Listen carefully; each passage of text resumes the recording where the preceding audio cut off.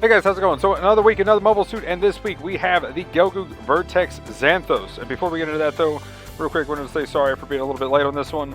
If you didn't see my SD Gundam Battle Alliance video that I just did, going to be a little bit busy here next week, week and a half, 2 weeks, so something like that. But also, wanted to say here at the beginning, the giveaway is done.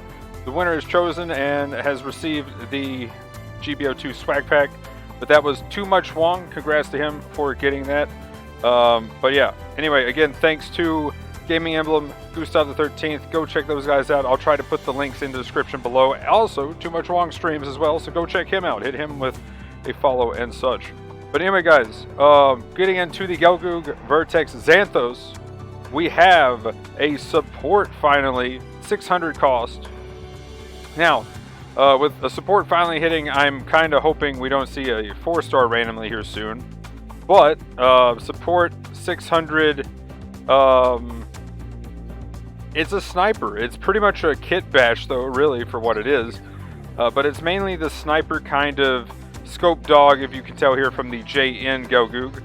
And it has that same skill. So when you zoom in, you get the snipe effect, I believe, for all 3 of its longer range weapons. The beam on the shoulder, the HML, and the sniper that the JN has as well. Now the thing is, I believe the sniper that the JN has a little bit less damage on this suit, but it's still pretty decent. The HML happens to be the main weapon of this one.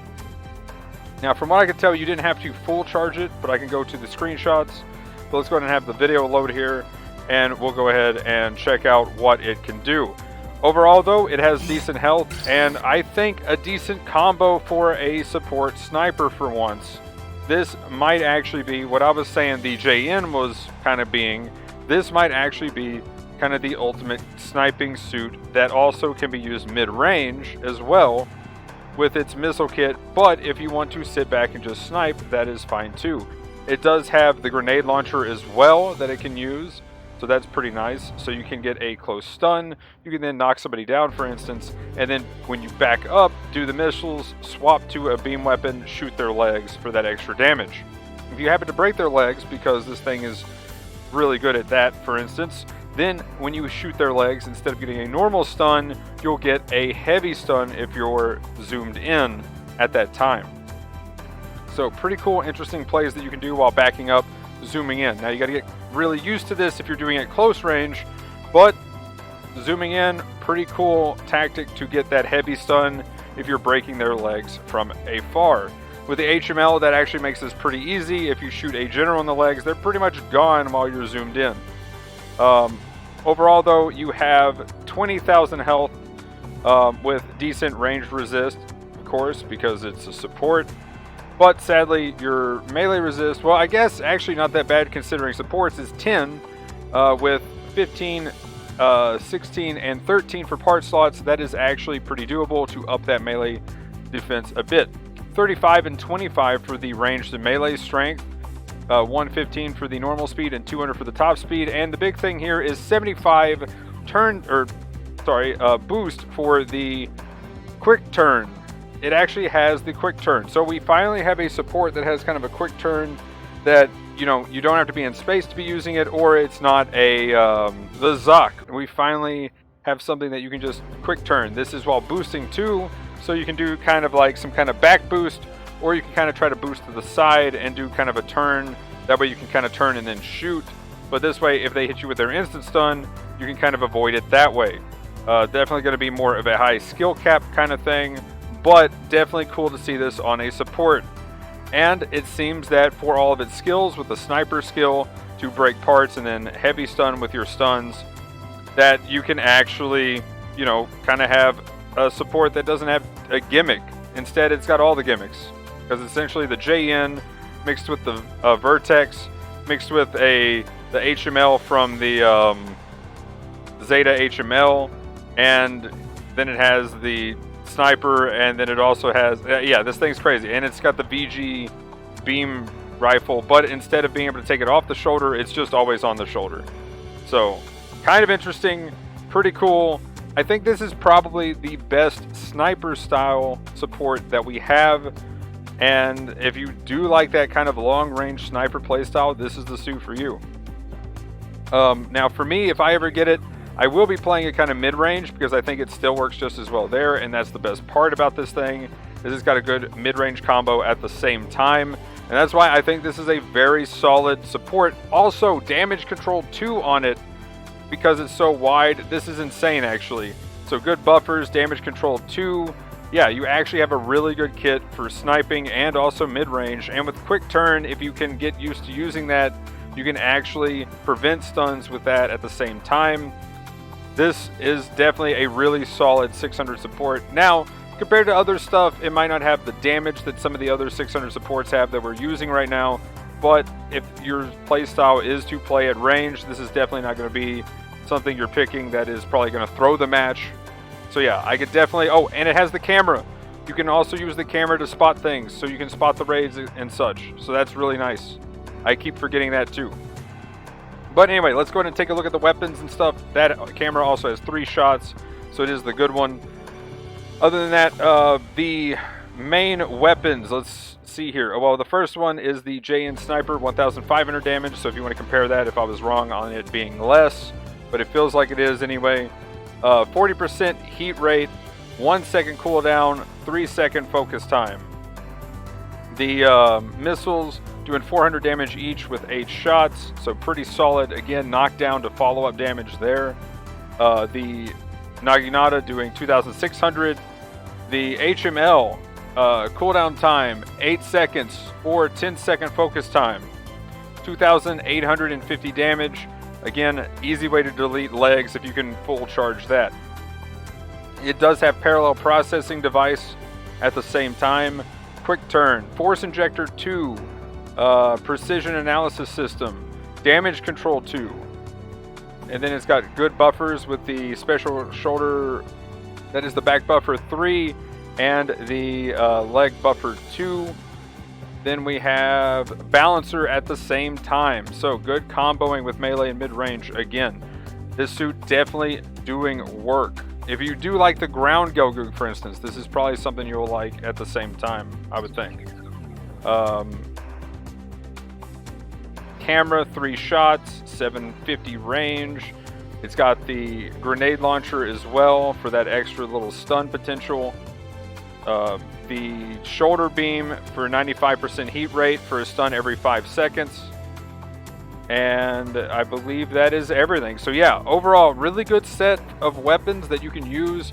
Really good kit. I might actually give it... I did do the half off, which we'll talk about here in a second. But yeah, I might give it another go. Definitely some good stats on it. Definitely some good weapon value here with this one. And if you do like the sniper playstyle, you can do the leg break mechanic. But it doesn't pay the gimmick, and it looks like it can still do work mid-range, which is, again, what I'm probably going to be using it more myself. And then when I see something that I can take advantage of with the HML, try to zoom in, hit their legs, and then probably proceed to bully them in the legs from there. You could probably... I think the HML does heavy stun if you hit. So if you do break their legs with 1 shot, you can then full charge or do the beam to get another leg heavy stun as well, because I'm pretty sure all 3 zoom in, so that's nice. Yeah, overall, great suit, I think. Definitely, probably not the best, but definitely not bad. Now, again, high skill cap might be up there to being meta, but this one's definitely going to be one of those that it might be meta in S minus, but for most A to A minus players and below, it's definitely going to be one of those that I would say probably not the top tier. But yeah, just like the complex and simple talk where I was in the interview with Vion, where he interviewed me on his video. I'll link that in the description below. Go check that out. And also go sub to his YouTube channel if you haven't. But anyway, yeah, overall, I think this is kind of one of those situations. Simpler suits, like the Super Gundam, for instance, is kind of the main, elephant in the room here. It's very simple, and it does crazy damage, and it does good work. So, that's what it's competing with. And I think that's going to be better for most players compared to this one where, in the hands of an S-, this will probably be better than the Super. Because you're going to notice that the Super is going to be trying to charge at you, or charge its gun, or shoot at you, or even shoot the beam standing still, and you can dodge kind of thing. If you want to go in and compare it to just, you know, a one-on-one. I don't like comparing supports fighting each other, but just for example, then with damage control 2, the missiles don't stun you as fast, even though they do crazy damage. So, just kind of an example. But moving on, we have the Isolde as another banner, so the level 2 is in. Half off again mentioned here for the Xanthos, if you want to go for the half off. Again, I did. Sadly, all weapons. I did get a 4-star, but it was a dupe. But anyway, other than that, the overall pretty good value for half offs. The only reason why I went for it this time instead of saving more tokens is because this was a support. So we probably have 1 to 3 weeks before another support hits, and I'm trying to be ready for the next 4-star. So I'm hoping we don't actually have a 4-star too soon, and I can get another 60 tokens by then and get that. But anyway, I might do a couple of singles because I actually think this thing's pretty hype. Then again, the Isolde is back in. It is pretty nice for one of its skills, even though pretty much nobody uses that skill with this suit because this thing has crazy melee damage in the first place. But if you so ever choose to sit still and shoot in the air, then this thing is insane. I wish they would put that skill on a lot of the other firing kind of flying suits, like the support Hyakushiki or the what is the flying one, the Type 2, or the